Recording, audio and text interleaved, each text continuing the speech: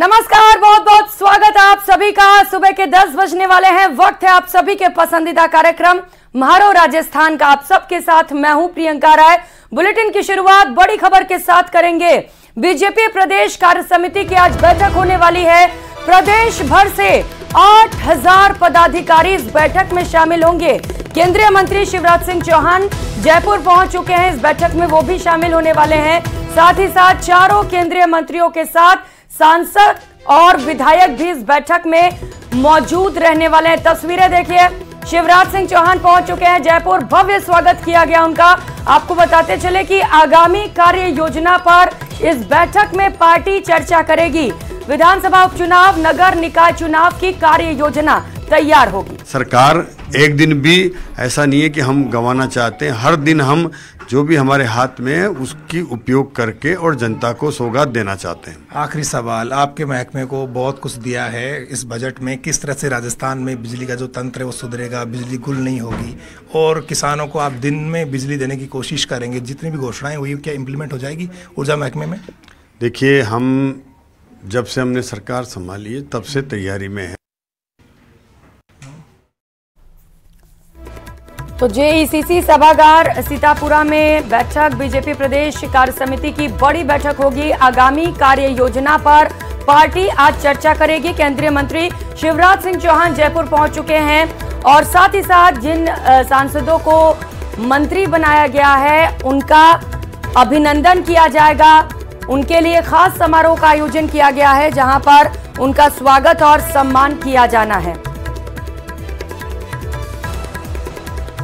तो जेईसीसी सभागार में कुछ ही समय में विधायक और साथ ही साथ सांसद पहुंचने शुरू हो जाएंगे। सहयोगी बाबूलाल धायल इस वक्त सीधे हमारे साथ जुड़ चुके हैं। बाबूलाल, महत्वपूर्ण बैठक, क्या हलचल वहां पर और क्या इस बैठक को लेकर मकसद?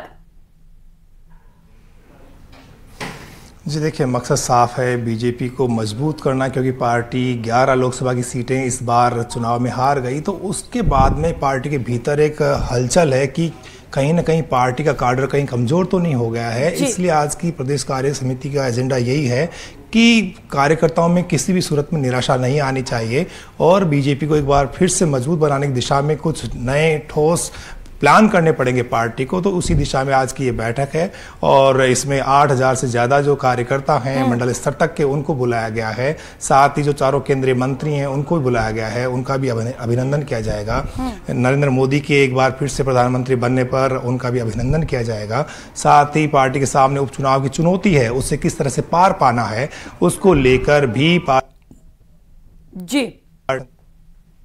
चुनाव होने हैं। वहाँ की एक भी सीट बीजेपी ने है, वहाँ की एक भी सीट बीजेपी के पास नहीं थी और इसलिए ये जो चुनाव है बहुत महत्वपूर्ण है। पार्टी कोशिश यही होगी कम से कम 2 से 3 सीटें वो यहाँ पर जीते, तो उसके खिलाफ जो सत्ता विरोधी लहर है वो ना बनने पाए। तो इसी को देखते हुए आज की ये बैठक है बहुत महत्वपूर्ण मानी जा रही है। एक तरह से पार्टी कार्यकर्ताओं में जोश का संचार करना है। आगे किस तरह से 4.5 साल का जो कार्यकाल है भजनलाल सरकार के पास में, उसमें किस तरह से का बेहतरीन काम करना है और बजट में जो सौगातें दी गई है उसका किस तरह से पार्टी के कार्यकर्ताओं को साथ लेकर के प्रचार प्रसार करके आम जनता के बीच में पार्टी की छवि को और ज़्यादा बेहतर बनाना है। तो इसको लेकर के पार्टी के जो वरिष्ठ नेता हैं वो कार्यकर्ताओं का मार्गदर्शन करेंगे, उन्हें टास्क देंगे और किस तरह से भविष्य में बीजेपी मजबूत बने, इसका एक तरह से रूट मैप जो है वो बनाने की भी कोशिश होगी, ताकि बीजेपी के सामने किसी भी तरह के मुश्किलों का सामना उसे ना करना पड़े और तमाम कार्यकर्ता पूरे जोश के साथ में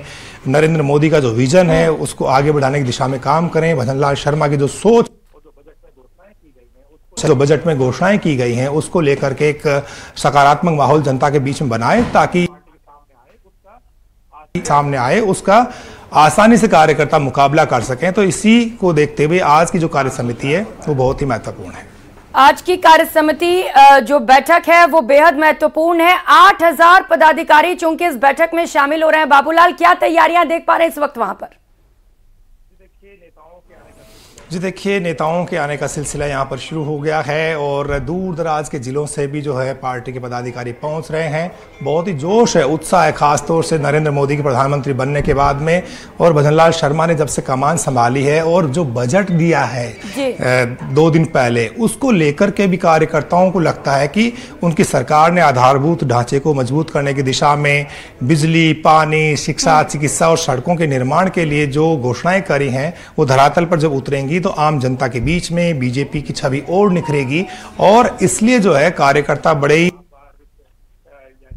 इस यानी कि नेताओं के चेहरे पर मुस्कान है क्योंकि बारिश हो रही है, इसलिए सरकार बिल्कुल कार्यकर्ता भी बेहद उत्साहित हैं। ये तस्वीर उस दौरान की आपको दिखा रहे हैं जब सवाई माधोपुर स्टेशन पर शिवराज सिंह चौहान पहुंचे और भव्य स्वागत उनका किया गया। बड़ी संख्या में भारतीय जनता पार्टी के कार्यकर्ता मौजूद रहे, उपहार भेंट किए गए और आज की कार्य समिति की जो बैठक है वो महत्वपूर्ण इसीलिए है क्योंकि न सिर्फ आगे के विजन को लेकर चर्चा की जानी है बल्कि चर्चा इस बात को लेकर भी होगी कि आखिर जो सीटें लैप्स हुई हैं इसके पीछे वजह क्या रही। बहुत शुक्रिया आपका बाबूलाल, नजर बनाए रखिएगा बैठक पर। और जयपुर से बड़ी खबर मिल रही है, प्रदीप पराशर से पूछताछ लगातार जारी है। रीट पेपर लीक केस में प्रदीप पराशर से पूछताछ चल रही है। प्रदीप पराशर को कोर्ट में पेश किया जाएगा, ये सूचना निकलकर सामने आ रही है। ईडी की स्पेशल कोर्ट में पेश किया जाना है प्रदीप पराशर को। आपको बताते चले कि प्रदीप पराशर की आज रिमांड की अवधि पूरी हो चुकी है। प्रदीप पराशर से पूछताछ किया गया और कई राज से पर्दाफाश भी हुआ। ईडी की स्पेशल कोर्ट में आज प्रदीप पराशर को पेश किया जाना है क्योंकि आज प्रदीप पराशर की रिमांड पूरी हो चुकी है। जयपुर से इस वक्त ये बड़ी खबर आपको बता रहे हैं जहां पर प्रदीप पराशर से रीट पेपर लीक मामले को लेकर लगातार ईडी की टीम पूछताछ करी, एक लंबी फहरिस्त सवालों की, क्योंकि तह तक पहुंचना है ईडी को। आखिर पेपर लीक में और कौन कौन लोग शामिल थे, जल्द ही से लेकर और भी खुलासे सामने आ सकते हैं।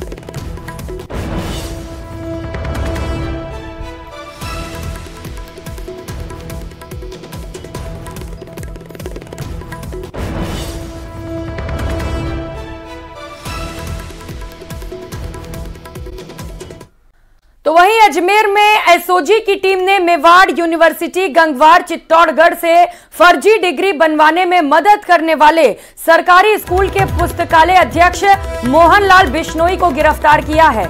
स्कूल लेक्चरर भर्ती में फर्जी डिग्री लगाकर परीक्षा देने और पास होने के मामले में एसओजी लगातार जांच कर रही है। अब तक इसमें 9 आरोपियों की गिरफ्तारी हो चुकी है। अजमेर एसओजी के एडिशनल एसपी मुकेश कुमार सोनी ने बताया कि मोहनलाल बिश्नोई के खिलाफ अजमेर में मामला दर्ज था।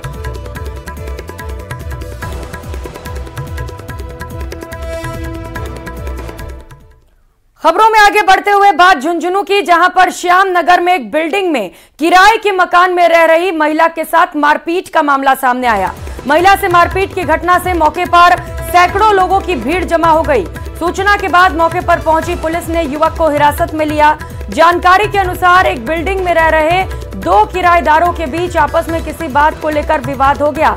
देर रात को बिल्डिंग में रह रहे किराएदार ने दूसरे मकान में रह रही महिला के साथ मारपीट की। शोर शराबा सुनकर आसपास के लोगों की भीड़ इकट्ठा हो गई और महिला से मारपीट करने वाले युवक को कमरे में बंद कर दिया। पीड़ित महिला सरिता ने बताया कि उसका पति किसी काम से बाहर गया हुआ था और वो घर पर अकेली थी। पड़ोसी किराएदार ने उसे अकेला पाकर उसके साथ अभद्र व्यवहार करते हुए मारपीट की।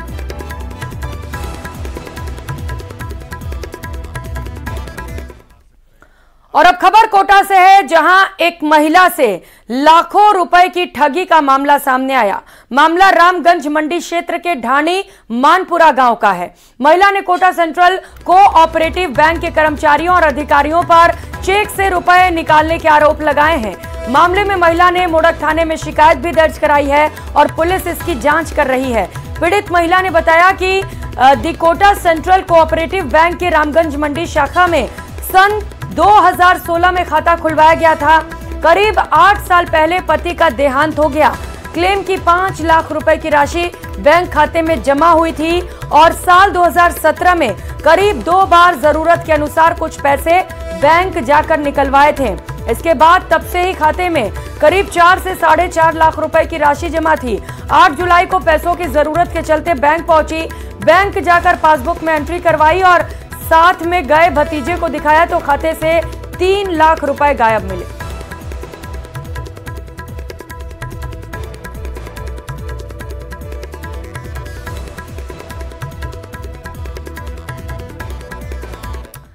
और फिलहाल यहाँ रुकेंगे एक छोटे से ब्रेक के लिए। आप देखते रहिए प्रदेश का नंबर 1 न्यूज चैनल।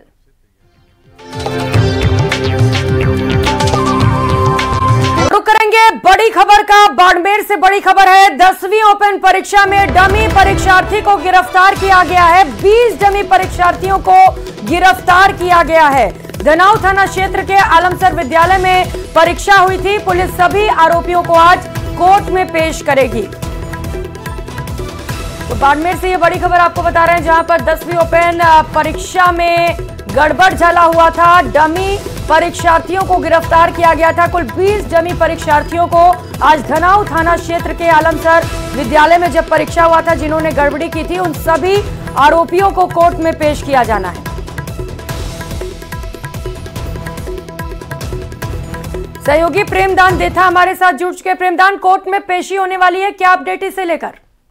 देखिए, मैं आपको बताना चाहूंगा कि 10वीं ओपन और 12वीं ओपन की परीक्षाएं चल रही है। इसी मामले में कल आलमसर के अंदर 20 फर्जी अभ्यर्थी पकड़े गए हैं, जिसमें 9 महिलाएं सहित 11 जो पुरुष है वो पकड़े गए हैं। तो टोटली 20 है। इसमें 3 से ज्यादा तो सरपंच प्रतिनिधि है जिनकी जगह पर परीक्षा दे रहे थे। ऐसे 3 सरपंच प्रतिनिधियों की जगह पे तो कुल मिलाकर के 40 लोगों की गिरफ्तारी होगी। फिलहाल 20 अभ्यर्थियों को पकड़ा और जो जिनकी जगह पर एग्जाम दिए जा रहे थे उन जगहों पर अब जो पुलिस के द्वारा दबिशें दी जा रही है, ताकि वास्तविक जो अभ्यर्थी है जिनकी जगह ये डमी अभ्यर्थी परीक्षा दे रहे थे उनको गिरफ्तार किया जा सके। तो अपने आप में बड़ा मामला। कई सफेद पोस्ट जो है जिसमें ब्लॉक अध्यक्ष है सरपंच संघ का धड़ाऊ का, वो उसकी भी नाम आ रहा सामने। तो ऐसे में कई कह सकते हैं कि सफेद पोस्ट इस पूरे मामले में संलिप्त थे, क्योंकि सरकार ने इस बार जो एक साथ चुनाव कराने का निर्णय किया है, इसमें कई राजनेताओं को इस तरीके की बने का शायद हो सकता है इसमें शिक्षा की अनिवार्य कर दे। इसी को देखते हुए इस तरीके का कृत्य किया गया है। जी बिल्कुल प्रेमदान, निश्चित तौर पर ऐसा हो सकता है। जांच के बाद खुलासा भी होगा, क्योंकि 10 डमी कैंडिडेट परीक्षा केंद्र में पहुंचना, वहां पर परीक्षा देना, इसमें कई लोग शामिल हो सकते हैं। परीक्षा केंद्र पर जिन लोगों की पोस्टिंग थी, क्या उनसे भी पूछताछ की जाएगी? देखिए, इसमें 10 नहीं है, टोटली 20 अभ्यर्थी डमी है, क्योंकि 20 की जगह पर ये परीक्षार्थी परीक्षा दे रहे थे। 20 अभ्यर्थी पकड़े गए हैं। तो हालांकि जो वहां पर केंद्र अधीक्षक है उसने इस पूरे मामले को लेकर के पुलिस की पहुंचने के बाद में, गिरफ्तारी के बाद में मामला दर्ज करवाया है। और शील्ड वाइज इसमें कई जो सरपंच प्रतिनिधि है, कई ब्लॉक अध्यक्ष जो इसमें है। तो ऐसे में कह सकते हैं कि सारा का सारा खेल राजनीतिक षड्यंत्र के तहत है, जिसमें क्योंकि आने वाले दिनों में पंचायती राज चुनाव होने वाले हैं, इसमें कहीं अनिवार्य नहीं की जाए शिक्षा की। इसी को लेकर के ये पूरा का पूरा षड्यंत्र। परीक्षार्थियों का परीक्षा केंद्र में एक साथ पहुंचना, परीक्षा देना कोई नॉर्मल बात तो है नहीं। निश्चित तौर पर इसमें कई लोग शामिल हो सकते हैं और जांच बेहद जरूरी है। आप नजर बनाए रखिएगा प्रेमदान। बहुत शुक्रिया।